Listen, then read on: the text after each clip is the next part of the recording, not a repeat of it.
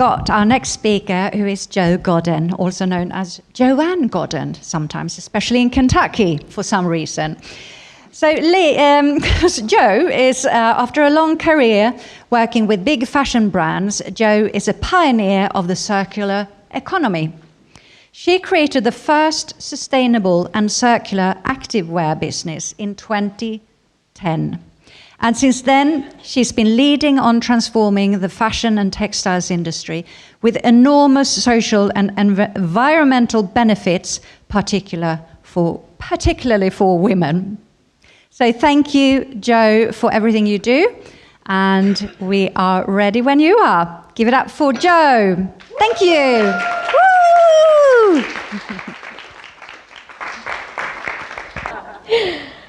So, wow. You absolutely all look amazing this afternoon, and that makes me want to ask you a very personal question. Are you in love? Not romantically, but are you in love with your clothes? The reason I'm asking is that I'd like to know what in your closet gets your pulse racing. Think about those special outfits. Are you wearing one now? And why does it make you feel good? Is it the colour? Is it the fit? Is it the memories? Was it given to you by someone special? Whatever the reason, to you, it's valuable. And the reason it's valuable is that you're emotionally attached to it. In fact, you might even say, I love it. So the story of your clothing really is a love story. And just like all relationships, it's not always a good one. Perhaps there are mistakes that you made, impulse purchases and one-night stands that left you feeling empty. Items that you pushed to the back of the wardrobe that you'd really rather forget because they lured us in with their glamorous good looks. But in reality, we were deceived. So I'm Jo Godden, and I'm a fashion and textiles expert. I've worked with some very big brands globally, and I've seen the reality of supply chains in person. And it's a story, unfortunately, heading towards a disastrous ending. It's the fourth largest industry on the planet, and yet it's completely failed us as women.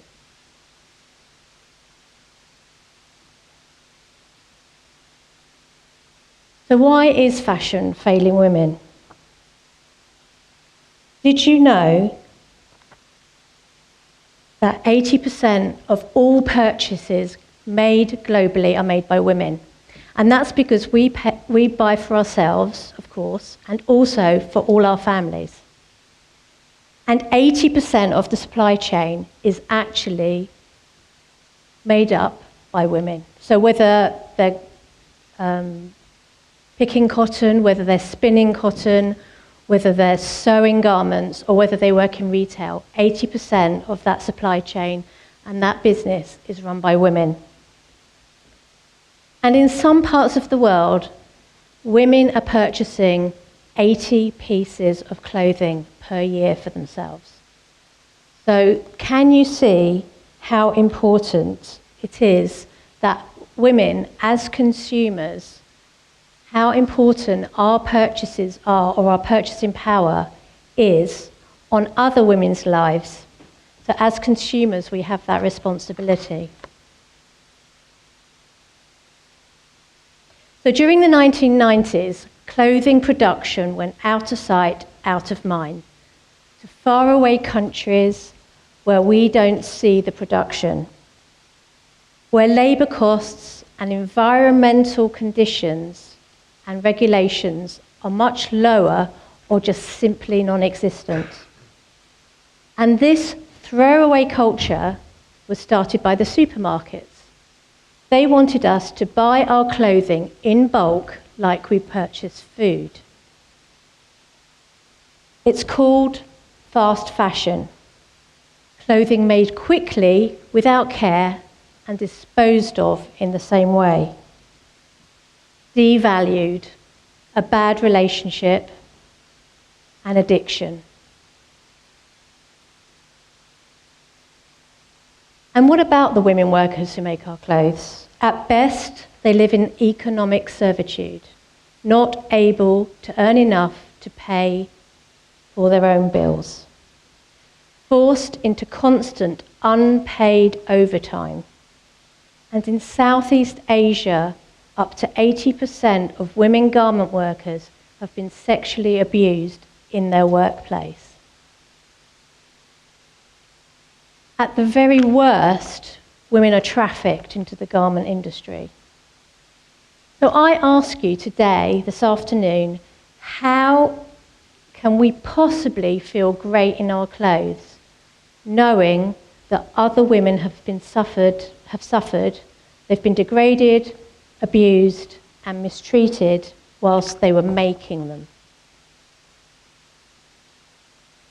And after all that, this is where our clothing goes to die.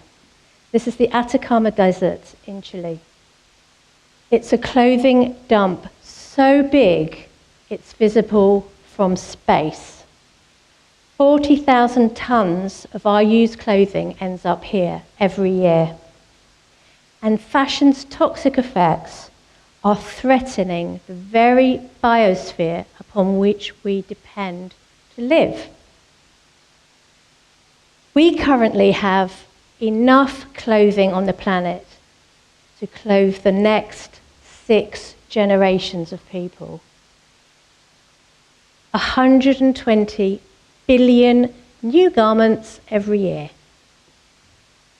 If we don't say enough is enough by 2050, 1/4 of the entire world's planetary resources will be devoted to making new clothes.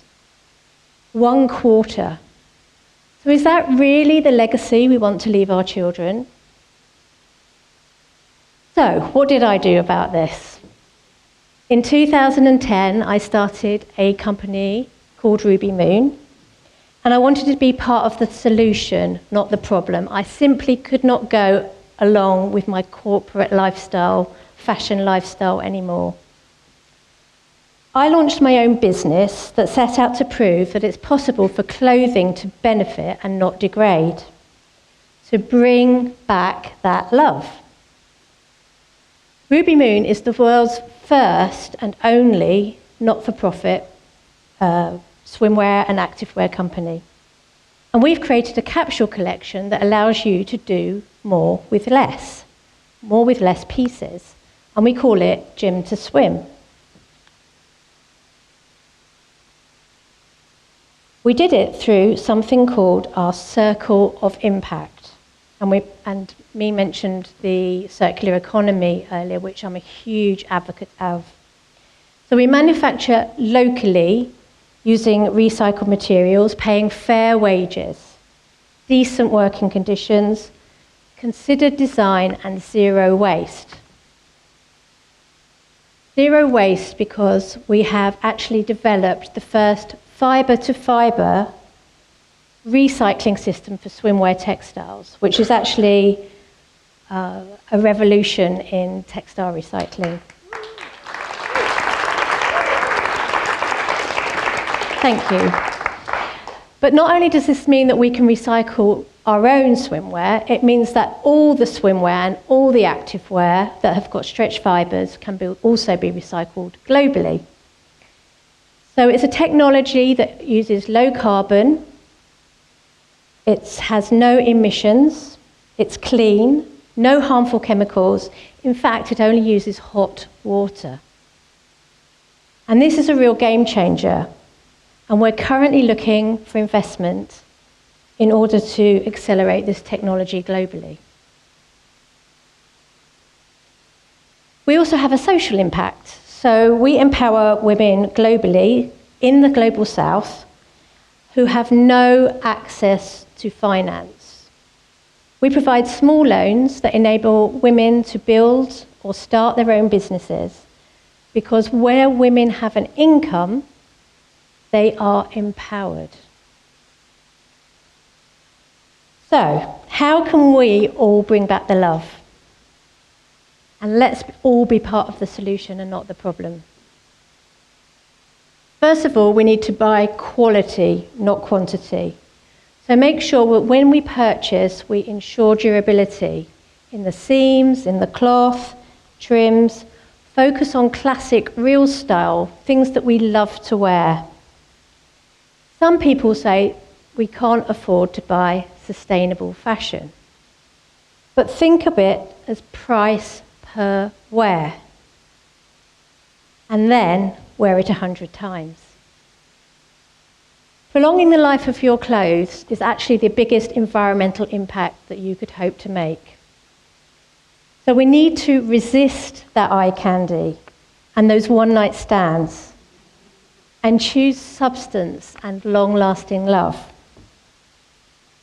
And remember at the beginning, I asked you to think about your clothes and think about the clothes in your own actual wardrobes. And now I want you to imagine that you love every single piece of clothing that's in your wardrobe. That every piece is made to last, from sustainable materials, in decent working conditions, made by happy women, paid fair wages, and of course, then you wear it with love. Isn't that a better option?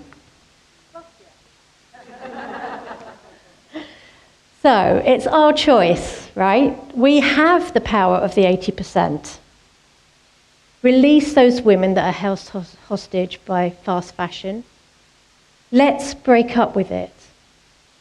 Make the investment in yourself, for the planet, for future generations to follow, and find the love of your life and make it last. Thank you.